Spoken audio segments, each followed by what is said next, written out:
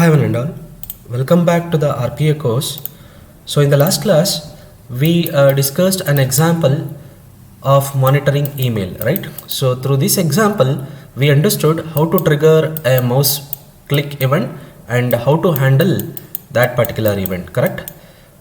More specifically, we specified mouse click trigger event in this place, right, or in this section, trigger section, and then we specified what it should do, what the robot has to do in the handler section or in the action section, correct. So what we did in this example is, so in the trigger section we specified the mouse click trigger. Okay, mouse click trigger. When this mouse click action has been triggered or has been performed, then we were sending an email. So the actions required to sending an email has been specified in the handler section or in the action section, correct. So this is what we learned in the last class. So in this class we shall take one more interesting example, okay, similar to the previous example, which demonstrate how to handle or how to trigger a keyboard event and then how to handle that keyboard event, right.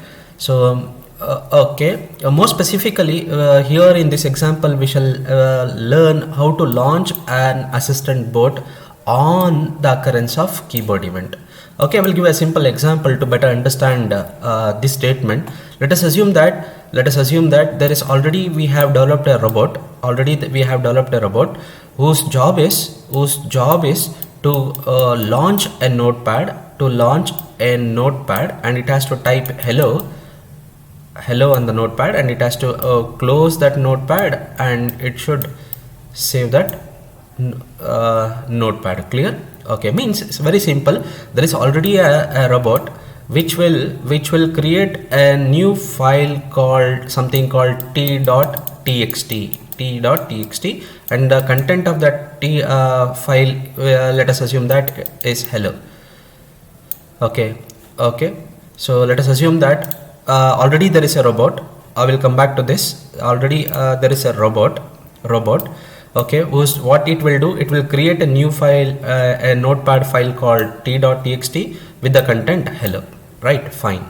Now the idea is when this robot should not run unless and until the user enters a button called something called control plus enter, control with enter key. So when the user presses control plus enter key in the keyboard, then only this particular robot should start its job, right? Means until this event triggers, this robot should not be executed. That's what here launching an assistant bot means on a keyboard event means this. So let us assume this as an assistant bot. This assistant bot should be launched only on the occurrence of keyboard event. Who will perform the action on the keyboard? The user. When the user presses control and enter key, this robot should perform, or this robot should complete the task. Which task it is trying to complete? Creating a new notepad file called t.txt with the content called hello. That's it. So I will take the same example practically and I will demonstrate this. So I will go now what the author says. Let us assume that we want our assistant bot to start automating only when we trigger an event. This is what I said. When this assistant bot should do its job only on the occurrence of a keyboard event. That's what it is saying. So here the author has taken an example that the user wants his robot to open and start typing in the notepad window when he or she presses Alt W. You can take any pair of the keys in the keyboard, right? This can be achieved using hotkey trigger. We already know that when we have to use hotkey trigger, when you want this kind of effect, like for example control enter or Alt W, control tab, then you can go ahead with hotkey trigger activity. So also inside the event handler, just create or record the sequence of steps to be followed. That's what he mean. See, what he is telling means place this hotkey trigger in the trigger section, then in the handler section place the sequence which is to be followed which has to be followed to create a new file called t.txt. That's it, very simple. And there is a steps over here.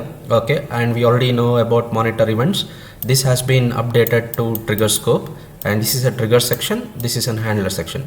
But in a higher version, this is called as a trigger section only, this is called as an action section. Okay, now what we have to do is, in the trigger section we have to place hotkey trigger activity. Okay, then in the handler section or in the action section, we need to list the steps which has to be followed or which has to be executed to create a new file called t.txt with a content called hello. That's it. Okay, there is a steps over here, you can follow the steps. Okay, or else just follow the instructions given in the video. Now we'll go to the practical demonstration. So in order to save the time, I already have launched the UiPath Studio. First, what we shall do, we shall record the steps that will be performed by the user to create a new notepad file called t.txt with the content hello. So just go to recording, desktop recording, then I will click record the actions. Now it is ready to record the actions. So this is the first action that it has to do. Click on the notepad icon. I don't need any anchor or selector concept here, just click no. Then focus on the typing area. Then as I said, it should have the content he hello, then press enter. Okay, then after that it should close this. Okay, no. Okay, then it should click on save. Fine, then it should save with the name, it should empty that field. Okay, with the name called t.extension text file. Okay, fine, then after that it should click save. Then I'm terminating the recording actions. Then it should save and it should record all. See, all these actions has been recorded over here. Okay, and it has been placed inside the sequence. Clear? Okay, now just we shall cross check whether there is a file called t with a hello content. Fine. Now I will delete this. Okay, now we shall cross check whether robot will do the task. Okay, just now robot will repeat the steps that just now I performed. Now it is repeating, see here. Okay, fine. Okay, now it has been terminated. Now this is the file that has been created by the robot with the content hello. Clear? Now interesting, what I said in the beginning, this task, just now what task, creating a new file called t.txt with the content hello, that task has to be performed only when the user presses Control Enter key in the keyboard. This is what we have to do now. Fine. Okay, for that what we have to do, first we need to drop trigger scope. Okay, there will be two sections as I said, trigger section and action section. So what trigger here we have to we want to do hotkey trigger, right? Hotkey trigger. Okay, and I need control key with enter. Okay, control and enter. You can use alt with W or R, something like that. I am going ahead with the control and enter key. When the user presses this control and enter key, then what it has to do, it has to create a new file called t.txt. Okay, with content hello, right? And those steps has been recorded already here. It is already present under desktop, right? Now I will cut this, I will cut those steps, and that has to be placed inside the sequence present in the action section. That's it. Now interesting, now we shall see whether it will create a new file immediately when I launch the robot. Now I have launched the robot. It is in debugging mode or in execution mode. Now see here, it is not creating the file, right?